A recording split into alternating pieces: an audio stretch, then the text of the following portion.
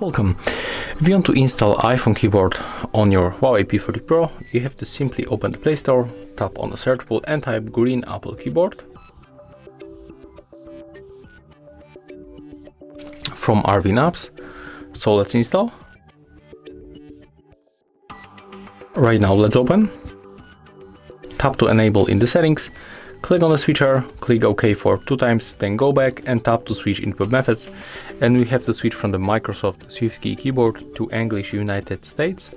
Then tap finish and take a look right now. As you can see, our keyboard theme has changed and it looks very close to the iOS. And basically that's all. If you find this video helpful, remember to leave a like, comment and subscribe.